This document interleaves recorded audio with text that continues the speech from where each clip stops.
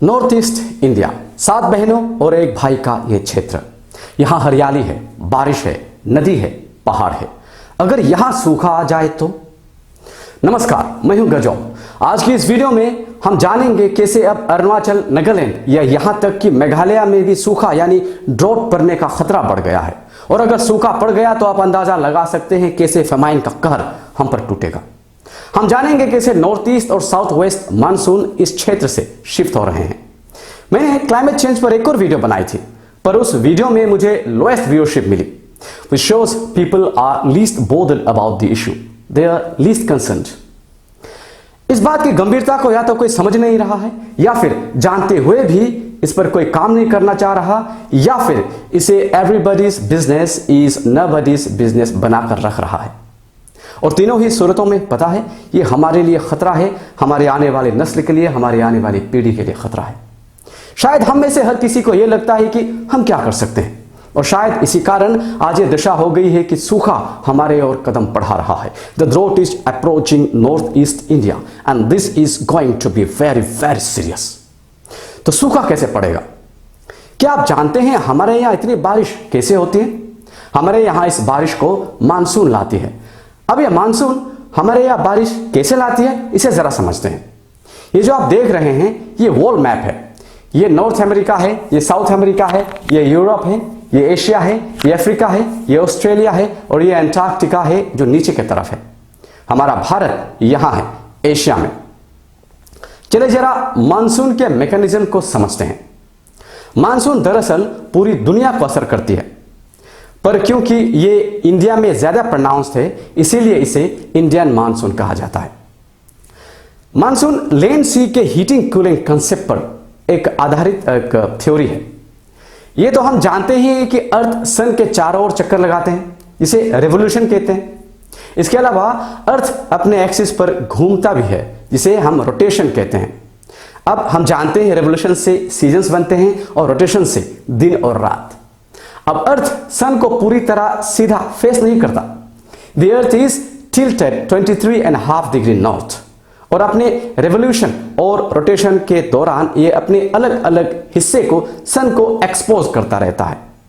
अब ठीक equator reason के ऊपर वाले हिस्से में एक लोअर प्रेशर एरिया है, जहां नॉर्थ ईस्ट ट्रेड विंड्स और south east trade winds converge होते हैं, और इस एरिया का नाम है इंटरट्रॉपिकल कन्वर्जेंस जोन, ITCZ। और क्योंकि ये ट्रॉपिक ऑफ कैंसर और ट्रॉपिक ऑफ कैप्रिकॉर्न के बीच है, इसीलिए इसे इंटरट्रॉपिकल कन्वर्जेंस जोन कहा जाता है।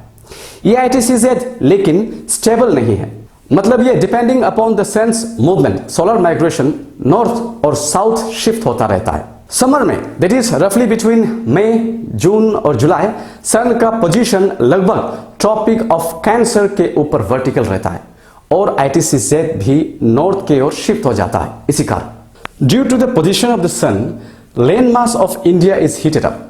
ऊपर से इस क्षेत्र को टिबेटन प्लेटू कहते हैं, जो समर में तवे की तरह गर्म हो जाती है और इस एरिया के प्रेशर को और लो कर देती है।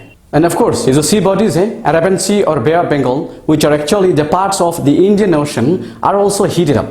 लेकिन क्योंकि वाटर बॉडीज के तुलना में लैंड मासेस जल्दी हीट अप हो जाते हैं, इसलिए यहाँ एक प्रेशर डिफरेंस क्रिएट हो जाता है, मतलब लैंड और सी के बीच। मतलब इन वाटर बॉडीज के ऊपर जो हवा है वो हवा ठंडी है, मींस यहां प्रेशर हाई है, and therefore the winds start flowing from high pressure area, that is from sea to the low pressure area, that is the land, मतलब इंडियन लैंड मास में। और इसी के दौरान साउदर्न डायरेक्शन से आ रही हवा अपने साथ बारिश लेकर आती है। ये जो हवा सदर्न हेमिस्फीयर से आती है, इसका डायरेक्शन दरअसल साउथ ईस्ट रहता है, लेकिन कोरियोलिस फोर्स जो एक फोर्स है, उसके कारण इक्वेटर को क्रॉस करते हुए ही इस लॉ के अनुसार साउथ वेस्ट डायरेक्शन का हो जाता है, इसलिए इसे साउथ वेस्ट मानसून कहते हैं। ये south west monsoon Thar desert के कारण अरेबियन सी में ज्यादा प्रोनाउंस्ड है in comparison to bay of Bengal, मतलब ये ज्यादा स्ट्रॉन्ग है यहाँ पर। अब ये विंड्स जो अपने साथ समुद्र से पानी ला रही है, ये हिमालय के इन पहाड़ों से टकराकर इस क्षेत्र में बारिश कर देती है।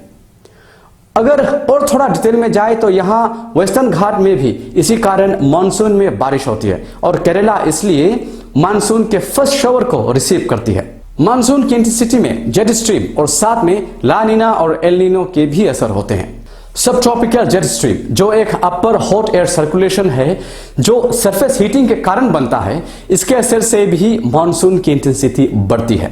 मतलब अगर जेट स्ट्रीम स्ट्रॉन्ग रहा तो मानसून ज्यादा इंटेंस होगा और अगर वीक रहा तो मानसून भी वीक होगा। दरअसल ये जो जेट स्ट्रीम है वो इंडियन सब कॉन्टिनेंट के प्रेशर को और लो कर देती है, जिसके कारण मानसून की इंटेंसिटी बढ़ती है क्योंकि हवा को ये ज्यादा खींच पाती है। और एल नीनो और ला नीना ओशन करंट फेनोमेना है। एल नीनो मानसून को वीकन करता है और ला नीना इसे स्ट्रेंथन करता है। चलिए जरा इसको भी और थोड़ा सा डिटेल में जान लेते हैं। ला नीना में पेरू कोस्ट में पानी का टेम्परेचर कम होने के कारण यहां का प्रेशर हाई रहता है और इसीलिए इस हाई प्रेशर से इंडियन पेनिनसुला के ओर इंडियन मानसून को सपोर्ट करने के लिए यहां से हवा जाती है जो मानसून को और इंटेंस कर देती है। एल नीनो में इसका उल्टा होता है और मानसून कमजोर पड़ जाता है। अब विंटर में से between October to December ITCZ मतलब इंटर ट्रॉपिकल कन्वर्जेंस जोन जो हमने पहले कहा था, साउदर्न हेमिस्फीयर में शिफ्ट हो जाता है लगभग ट्रॉपिक ऑफ कैप्रिकॉर्न के सामने और फिर पहले का सब कुछ उल्टा हो जाता है। मतलब इस बार विंड रिवर्स करेगी और इस बार हवा का नाम है नॉर्थ ईस्ट मानसून। ये बे ऑफ बंगाल से पानी लेकर तमिलनाडु, पुडुचेरी, कराईकल, यनम, आंध्र प्रदेश, केरला, माहे और साउथ इंटीरियर कर्नाटका जैसी जगहों पर बहुत बारिश कर देती है। तो आपको अभी आइडिया आ गया होगा कि मानसून कैसे और क्यों आती है। अब इस पैटर्न में चेंजेस आने वाले हैं। इस मानसून पैटर्न में हमारे ग्लोबल वार्मिंग के कारण चेंजेस आने वाले हैं। द इंडियन मेट्रोलॉजिकल डिपार्टमेंट ने जो एक्चुअली वेदर फोरकास्ट प्रेडिक्शंस वगैरह के जिम्मेदार हैं, कुछ ऐसे फैक्ट्स रिवील किए हैं जो बहुत गंभीर है। हालांकि जैसे कि मैंने पहले भी कहा, इस मसले को लेकर आम लोग इतना जिम्मेदार महसूस नहीं करते। चलिए फिर भी IMD की इन बातों को समझते हैं जो बहुत ही गंभीर है। अब देखिए, ग्लोबल वार्मिंग के कारण कुछ ऐसी घटनाएं घट रही हैं जिसे समझना हमारे लिए, एक आम इंसान के लिए भी बहुत जरूरी है। IMD ने अपने फैक्ट्स को गैदर करने के लिए नॉर्थ वेस्ट हिमालय में 6 रडार्स तैनात की है। 11 अन्य रडार्स गैप्स को फिल करने के लिए इन्होंने तैनात की है और नॉर्थ ईस्ट हिमालय में 8 रडार्स तैनात करेगी, जिसकी प्रोक्यूरमेंट प्रोसीड्यूर अभी चल रही है। मतलब इंफॉर्मेशन और ज्यादा इफेक्टिव हो जाएगा। आज तक IMD के पास कुल 34 रडार्स हैं और 2025 तक इसका कुल 67 रडार्स होंगे। रडार्स के बहुत ही हाई रेजोल्यूशन होते हैं और हर 10 मिनट में ये रिपोर्ट कर सकती है। और क्योंकि वेदर रिपोर्टिंग मॉडल के रेंज जितने कम हो उतने ही एक्यूरेसी के साथ ये रिपोर्टिंग कर सकती है, इसलिए अभी का जो 12 किलोमीटर का रेंज है उसे कम करके 6 किलोमीटर तक करने का प्लान है। साथ ही जो रीजनल मॉडलिंग सिस्टम का जो 3 किलोमीटर का दायरा है उसे घटाकर 1 किलोमीटर का कर दिया जाएगा। थोड़ी सी टेक्निकल है। रडार से भेजी इमेजेस कुछ इस प्रकार के होते हैं, लाल, पीला, हरा, नीला, और इसी इमेजेस की मदद से मौसम का एकदम सटीक अंदाजा लगाया जा सकता है। अब IMD के पास इन्हीं टेक्नोलॉजी का इस्तेमाल कर की गई स्टडीज के रिजल्ट्स हैं। हम और आप इसे झुटला नहीं सकते। इनके पास 1901 से लेकर आज तक की वेदर डिजिटल डेटा अवेलेबल है। यह बात तो किसी से छुपी नहीं है कि ग्लोबल वार्मिंग के कारण पूरी दुनिया को बहुत नेगेटिव इंपैक्ट पड़ रहा है। और अगर हम सोचते हैं कि ये बातें हमें और आपको असर नहीं करती, तो आप और हम दोनों ही गलत हैं। IMD की स्टडीज कहती है अब मानसून धीरे धीरे मानसून की बारिश नॉर्थ इंडिया और नॉर्थ ईस्ट इंडिया से वेस्ट की ओर, खास करके वेस्ट राजस्थान की ओर शिफ्ट हो रही है। इसके अलावा एक और खतरनाक ट्रेंड जो इस प्रोसेस से जुड़ गया है वो है, अगर बारिश होगी तो एकदम मूसलाधार या फिर एकदम नहीं होगी। इसलिए आप भी इन दिनों देखते हैं जब बारिश होती है तो फ्लड बहुत आम हो गई है। असम और केरल जैसे राज्य इसके हर वर्ष शिकार होते हैं। अब तो कृष्णा गोदावरी की लेवल बढ़ने के कारण कर्नाटका, महाराष्ट्र, तेलंगाना, आंध्र, छत्तीसगढ़, इन जगहों के हालात बहुत बुरे हैं। दरअसल इन जगहों में क्लाइमेट चेंज के कारण सरफेस एयर जल्दी हीट अप हो रहे हैं और वही एयर ऊपर जाकर बारिश में तब्दील होकर आ रही है वापस। बस इसी वर्ष 2022 के जुलाई 27 को पार्लियामेंट में डिस्कस हुई थी कि साउथ वेस्ट मानसून अब यूपी, वेस्ट बंगाल, मेघालय, नागालैंड, हिमाचल प्रदेश और यहां तक कि अरुणाचल प्रदेश में कम हो रहे हैं। यह रिजल्ट 1979 से 2018 तक की है, 30 साल की स्टडी है। मतलब ये ट्रेंड अगर कंटिन्यू कर गया तो जैसे कि मैंने पहले कहा, बारिश यहां से शिफ्ट हो जाएगी। और अगर ऐसा हुआ तो हमारे यहां सूखे को आने से, ड्रॉट को आने से कोई नहीं रोक सकता। इसका कितना बुरा अंजाम हो सकता है ये हम इमेजिन कर सकते हैं। एक तो हमारा लोकेशन बॉटलनेक है और बाकी स्टेट्स की तरह हमारे रिसोर्सेस भी बहुत ज्यादा नहीं है। जैसे गोल्ड है, गोल्ड तो है नहीं, पेट्रोलियम भी एकदम लिमिटेड है। हमारे पास जो कुछ भी है वो पूरी तरह नेचुरल और फॉरेस्ट रिसोर्सेस पर निर्भर करता है। हमारे पास हाइड्रो पावर तो है पर अभी भी ये अनटैप्ड है और मानसून का शिफ्ट होना इन सब पर बहुत निगेटिव असर करेगा। पूरी दुनिया तो क्लाइमेट चेंज और ग्लोबल वार्मिंग के विषय में एक दूसरे को उंगली दिखाकर बैठ जाते हैं। इसके अलावा डिफॉरेस्टेशन भी एक बहुत बड़ा फैक्टर है। रशिया यूक्रेन वॉर कहिए, फैक्ट्रीज कहिए, न्यूक्लियर टेस्टिंग कहिए, ऑटोमोबाइल्स कहिए, ये सारी चीजें असर करती हैं। वैसे इन सब चीजों के मद्देनजर अभी अधिकारी कुछ करने की कोशिश तो कर रहे हैं पर वर्ल्ड लेवल पर कितना सफल होगा ये पता नहीं। आजकल वैसे पानी की किल्लत भी है, लेकिन मेरा ऐसा मानना है कि ये स्कैरसिटी से ज्यादा मिसमैनेजमेंट का नतीजा है। पर भविष्य में ऑब्वियसली एक ऐसा समय आएगा जब सच में हम पानी की कमी का सामना कर रहे होंगे और इसके लिए हमें आज से तैयारी करनी होगी। मैंने कुछ जगह आइडेंटिफाई किए हैं जहां अथॉरिटीज के इंटरवेंशन की जरूरत है। जैसे सबसे पहले कुआं।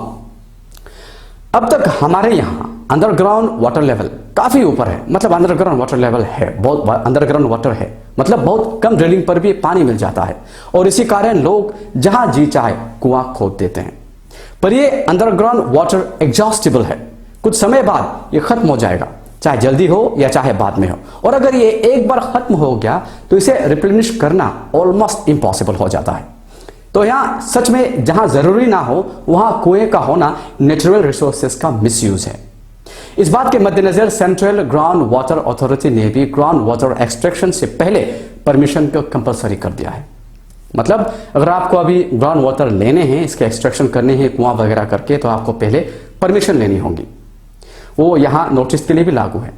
शायद आपको इस वक्त यह बहुत जरूरी कदम ना लगे पर यह आने वाले समय के लिए एक बहुत जरूरी कदम है। इसके अलावा जन को रेन वाटर हार्वेस्टिंग के कंसेप्ट से भी अवगत करवाया जाना चाहिए। हम वाटर ट्रीटमेंट प्लांट सेटअप कर सकते हैं। सरकार को इसमें थोड़ी सी इनिशिएटिव लेनी होगी। पीरियडिकली वाटर सेविंग कैंपेन्स चलाए जाने चाहिए ताकि लोगों में जागरूकता पैदा हो। पंचायती राज इंस्टीट्यूशन का इस्तेमाल कर इसकी जो ग्राउंड लेवल है वहां तक मॉनिटरिंग होनी चाहिए। लोगों में और ज्यादा दिलचस्पी और जागरूकता लाने के लिए बेस्ट वाटर मैनेजिंग विलेज, तहसील या टाउन के खिताब भी रख सकते हैं। अगर आज हम ऐसे कदम उठाते हैं तो कल के आने वाले समय के लिए हम कुछ आस रख सकते हैं। अपनी आने वाली पीढ़ी के लिए शायद हम कुछ छोड़ जाएंगे, वरना ये पीढ़ी हमसे सवाल करेगी। सरकार क्या कर सकती है ये तो हमने समझ लिया, उन्हें क्या करना चाहिए। चलिए हमारे किरदार को भी जरा समझ लेते हैं। सबसे पहले सेव एनर्जी। देखिए हम जो जिस इलेक्ट्रिसिटी का इस्तेमाल करते हैं वो ज्यादातर या तो कोल, ऑयल या गैस से प्रोड्यूस होती है। यहां तक कि एयरप्लेन्स और कार्स भी फॉसिल फ्यूल्स पर चलती है। तो कार्बन एमिशन को कम से कम रखने के लिए हमें पावर का कम से कम इस्तेमाल करना होगा, मतलब इसकी लिमिटेड यूज करनी होगी। घरों में जहां जरूरी ना हो वह बल्ब्स कहिए, फैंस कहिए या एसीज कहिए, उसे ऑफ कर दें। इसके साथ हम सोलर और विंड एनर्जी टैप कर सकते हैं। घर की इलेक्ट्रिसिटी के लिए सोलर चार्ज कन्वेंशनल इन्वर्टर की जगह सोलर चार्ज इन्वर्टर्स का इस्तेमाल कर सकते हैं। गाड़ियां कम चला सकते हैं, साइकिलिंग कीजिए।